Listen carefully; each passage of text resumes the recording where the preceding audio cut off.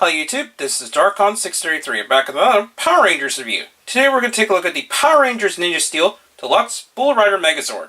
Now off the bat, it's still really good in terms of a Band of America toy, at least in this form, that it does quite look like the design that's seen on the show. There are a few cheap areas where Band of America decided to do a little bit of shortcuts that did kind of hinder the design, but at least in this mode, and as we go on to the combination, for the combination mode, it definitely turned out a lot better than I originally anticipated. But there are a few areas that just don't look correct. Anyways, we're going to take a look at the box first. The box is in the standard Ninja Steel Deluxe Megazord style. Obviously it says Ninja Steel, has a picture of Ninja Steel Red there. And on the back, it just shows how the features work and the fact that it combines with various of the other things in the line. So now we're going to take a look at the Megazord more closely. In terms of articulation, you're not going to get a whole lot since it is a standard Deluxe Megazord release. In this mode, the shoulders can swivel, can kind of go outward but not by a whole lot. And unfortunately he does have the outward elbows since he doesn't have the standard elbow joints. And that's pretty much it. You're not going to get any real other points of articulation. However, he does include a secondary Zord as well, since it does include the Bull Rider Zord. We're actually going to take him off here and take a look at the Bull Rider Megazord. So the Bull Rider Megazord is pretty cool looking. He does have this little piece that's attached to his back, but we're actually going to go into what that is later on. But it's still nice that he does look like Rajio from Shuriken Sentai Ninja, but obviously it's definitely underpainted to his release in the Japanese version. So we're just going to take him off to the side for now and take a look at the transformation. In order to transform this Megazord, we're going to take off the weapon,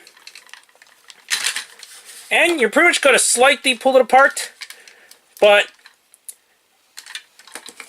not as much as if you're going to combine it. So first, we're going to take that off, as mentioned. We're going to collapse these little feet pieces in. And from there, we're going to turn these around. And for that, we're going to turn this entire part around. And you just got to plug these in. But unfortunately on mine, it doesn't like to stay in very well, so they just kind of hold in by friction, and unfortunately it just does not stay in. So, now, what we're going to do next is take this, turn these components around,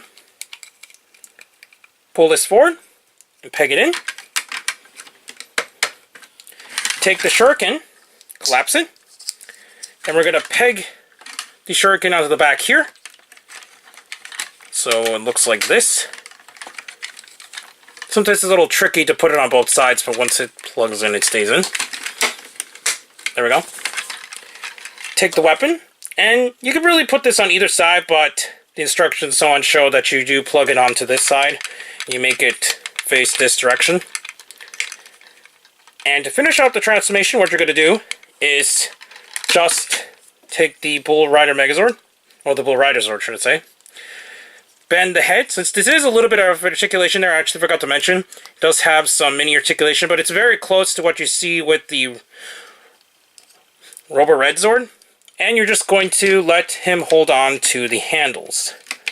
Now, we're going to take a better look at him in the Bull Rider mode. Now we got the Bull Rider Megazord in the Bull Rider mode. I actually attached a little piece that attaches to the back here, but this is where Band of America kind of dropped the ball. In this particular mode, it's definitely have a lot of shortcuts in this particular design, and I really don't understand what Band of America did for this particular design. Basically, the Japanese version, there was a bunch of areas where you're able to clip on the Robo Ride Zord or Rajio, and unfortunately, this is where it suffers. Because of the way that Band of America designed the toy, he pretty much just flops around, so when he's going really fast, he has the potential problem of flying off, and it's really problematic. Also, because of the underpainted areas, while it doesn't look as bad in some of the other modes, this is where it gets kind of sad, since it does seem like there was a lot more details on the Japanese release, especially seen in this mode, and it just looks kind of bland, in my opinion. One thing to note is that the Japanese version actually had the ability to attach shuriken to the back, but from here, this actually looks a lot better since it's a lot more grounded, while the Japanese release, one I've seen in photos, is that it actually goes a little bit higher, and it just looks kind of out of place because of that. Anyways, we're going to bring in the Ninja Steel Megazord and go on to the combination. So before we go on to the combination, here is the Ninja Steel Megazord next to the Bull Rider Megazord, and they're scaled decently, at least for Bandai America standards, and I think Bandai America did a decent job with the overall design between the two, at least in this mode. But, as mentioned earlier, these two are able to combine, and unfortunately are the only ones that are able to officially combine in the traditional way in this entire line. First, we're going to remove the shuriken, and for this Zord, all we're going to do for now is just remove the two weapons. You do not actually need to do anything else, and luckily, for this particular mode, this is pretty much what you just do. You do actually need to remove the shuriken, but other than that, that's pretty much it. For this Zord, though, you're pretty much going to pull it all apart. We're going to remove the gun, disattach this entire component up here, take off the arms, pull up the hips, take this apart, we're going to put away the peg here, we're going to collapse the feet once again, and just keep it out like this. Same thing with the other side. So it looks like that. What we're going to do next is attach this, move the arms, which I actually forgot to do. We're going to move them up so that they are up on the upper pegs instead of the lower pegs. So it looks like that. We're going to take this and we're going to place it back, but first we're going to take this off. That makes it a little easier to do when you take it all apart, but you didn't actually need to do that. And then from there we're going to pull this piece, and from here we're actually going to get the faceplate for the combination. With these, what we're going to do is take these out, collapse these components, and do the same for the other side. These will become the fists. From here, we're going to slide these fists over the existing ones on the Ninja Steel Megazord.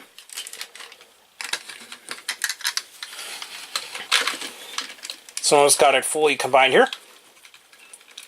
What we're going to do next is, since it's a little bit unstable now, we're going to take these and bend them in a certain way. You're not going to bend them too much since it doesn't have much movement. But we're actually going to bend them just ever so slightly, since this will allow it to attach properly. Make sure that the golden sides are facing outward. And from under here, you actually see a set of pegs and a hole. We're able to attach these as larger feet.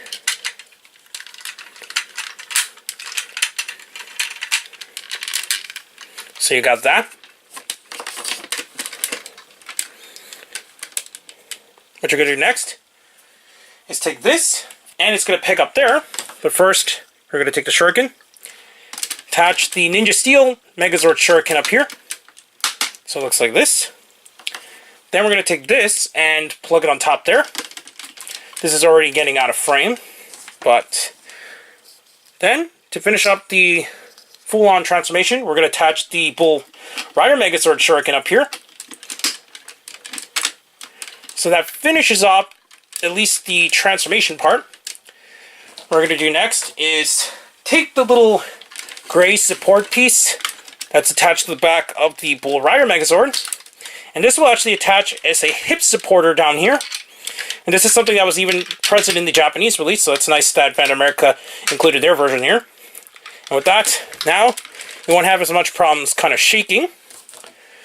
To finish off the form, what you're going to do is take the gun, slide in the sword, and then slide in the shield. So this will actually peg in here. And this is where it's also different on the Bandai America release. And then he just holds it like normal. And with that, you have the Ninja Fusion Sword fully transformed. We're actually going to pan the camera up so we can have a better look at his head. And from there, we have it fully combined. I think this is a very goofy looking form, but I do like what Bandai America and Toei did for the design in general. There's a few problems that causes it in the Bandai America release, since the joints on the Ninja Steel Megazord is definitely not the best in terms of Megazord releases. So while the support does help with the hips, unfortunately it doesn't really help with the knees. If you're not going to shake it too much, he's not going to collapse. But when you start moving it, this is where it becomes a lot more present. The knees are definitely not the best supported.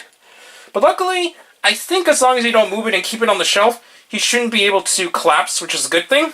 So overall, I think Bandai America did a decent job.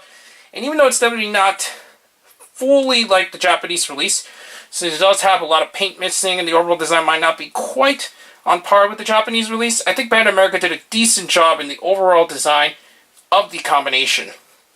So, if you've been collecting the Ninja Steel line so far, this is definitely a release you don't want to miss. And your best bet is to probably check Amazon, where I got it, or places like Walmart, since for what I could tell, it hasn't really been spotted outside of Walmart areas, but I'm not 100% sure on that. So your best bet is to check those particular locations. Anyways, please comment and subscribe and check out Hero Club and Hirotaku. Also check me on Twitter under Darkon633, and don't forget to check down the other channels down below.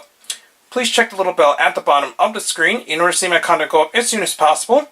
I'm back with more Power Rangers reviews, but for now, I'll be seeing you later, YouTube. Bye.